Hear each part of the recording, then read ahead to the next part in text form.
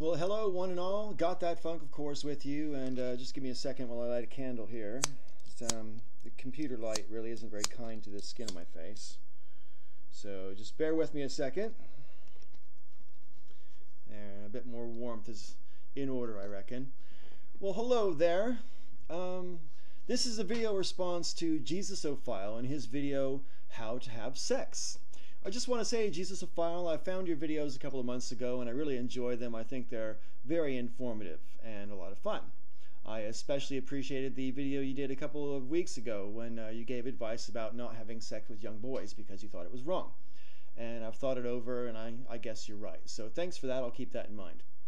Now, your video today, How to Have Sex, I thought was really interesting, and you know, I realize that because you're a righteous man of faith, Jesusophile, and you've mentioned before that you're not yet married, so it stands to reason that you're still a virgin. But lucky for you, you've got members of your audience, like me, who have been married, and I can give you a bit better advice so that when that big day comes, my friend, you'll be in much better stead. All right?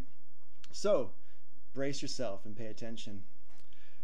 First of all, you know, when it comes to bringing your missus home for that wonderful first time, I beg you not to just throw her on the bed and tell her to take off her clothes. I really recommend quite strongly that you give her a lot of affection first. Some kissing, some cuddling, some stroking, that sort of thing. When you're getting closer to the moment where you want to take her clothes off, and take her clothes off of her for God's sake. Anyways, make sure she's ready for you to do it though. Don't just start stripping her while she's doing the dishes. Actually, maybe that's not such a bad idea.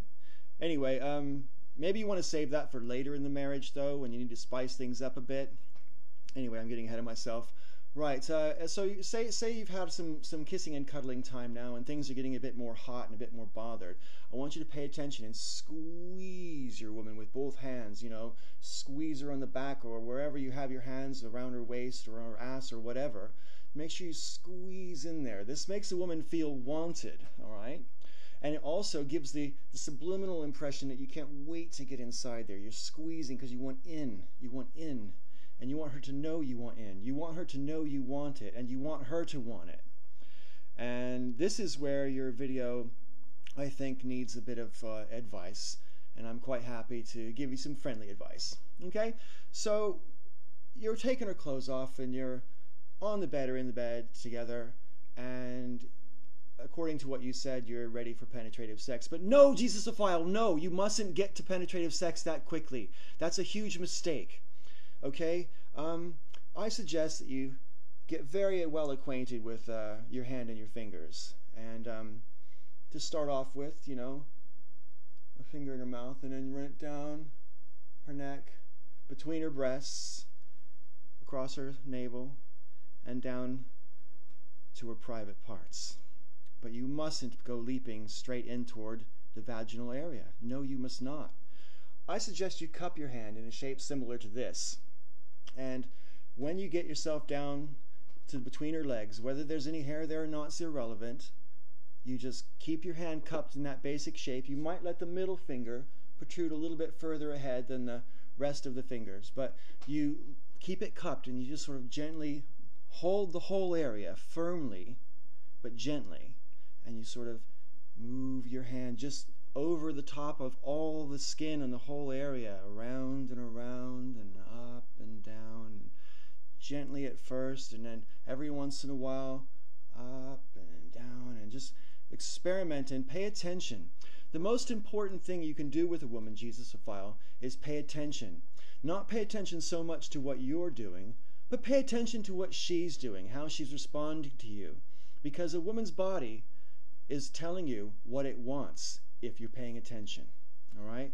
So you move your hand around and you move it around, and you'll notice a few things changing, Jesusophile. You'll notice that the area becomes quite hot and quite moist, and the vaginal area, as they say in the East, will begin to flower.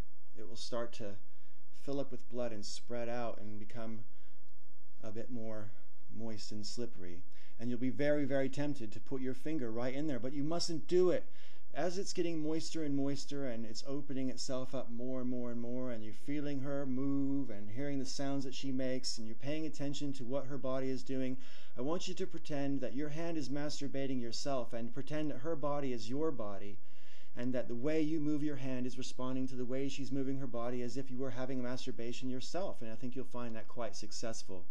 And if you keep on doing that without too much penetration with your finger, you're going to have some very, very good results. And every now and again, go ahead and dip your finger in there, just the very end of the middle finger.